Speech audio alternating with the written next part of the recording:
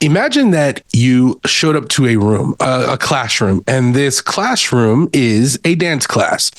You are the teacher, and there's a room full of hopeful pupils staring back at you, waiting for you to teach them a dance.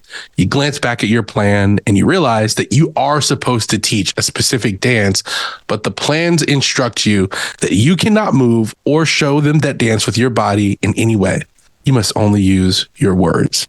To do this, and to do it right and to be successful, you'd probably have to give really, really specific instructions step by step. You'd have to know exactly what dance you want to teach your audience, and you'd have to coach them along the way, giving them tips as to whether they're doing this correctly or whether they're doing it incorrectly. You might be surprised to know that working with, building, and using AI in your classroom is very similar to teaching an audience how to dance without being able to move your body and only being able to use your words.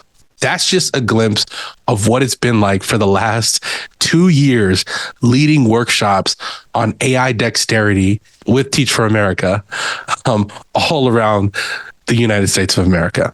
I mean, that's what we do. We specialize in making AI understandable and demystifying what it means to build with AI.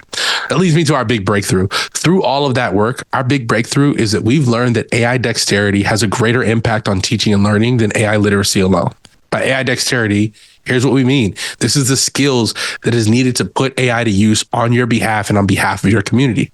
Here's what we tell people along that journey. I'm going to give you the same thing we give them. These 3 things. Be clear about your end goal. Know what dance you want the people to do. You, the human, you're still the expert. A lot of people assume that the AI becomes the expert, but it's actually not true yet. At this point in the technology's development, you, the human, are the expert. And the last is just test. Get it out there, test it, tweak it. Don't be afraid to fail.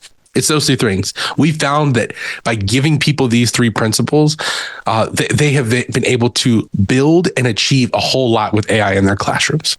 A lot of people ask me, why do you do this work? Well, this number sums up exactly why I do this work. LinkedIn and Microsoft combined to do this study of 30,000 business leaders from all over the world. And 66% of those business leaders said that they would not hire somebody who didn't have AI skills. So quite frankly, we're doing this because using AI in the workplace is an in-demand skill. And we want to teach educators to hand that skill to students. Here's how that's looked at TFA. Back in November of 2022, that's when ChatGPT was released. That's like, historically speaking, yesterday. We realized that this was a place where we not only could be out in front, but we needed to be. We needed to be a leader in the space of education and technology. And so we sprung into action. We helped incubate and spun out a tool called PlayLab AI, which allows anybody to build their own AI tools and platforms for their own specific problems. And building PlayLab, spinning that out as its own nonprofit and partnering with them allowed us to do these 4 really important things.